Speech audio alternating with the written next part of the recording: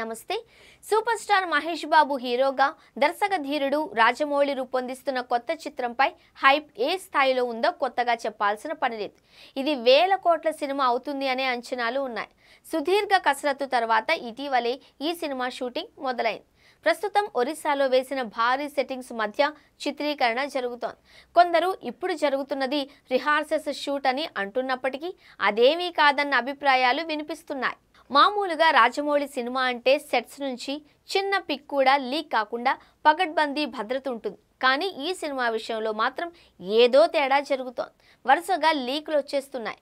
తాజాగా సోషల్ మీడియాలో ఓ video viral అవుతోంది.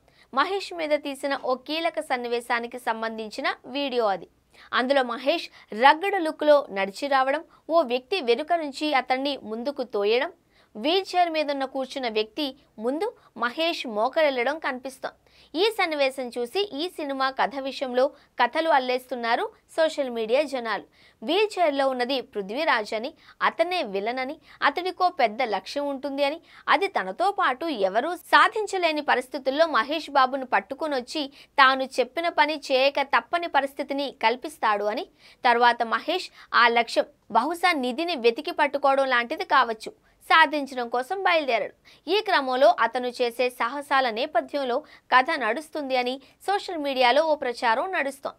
ఇదెంతవరకు నిజమన్నది పక్కన పెడితే ఈ రోజు లీక్ అయిన వీడియో మాత్రం సోషల్ మీడియాను షేక్ చేస్తోంది. ఇందులో మహేష్ లుక్, ఈ సన్నివేశానికి ఎంచుకున్న సెటప్ సినిమా మీద హైప్ను ఇంకా పెంచేలా ఉన్నాయి.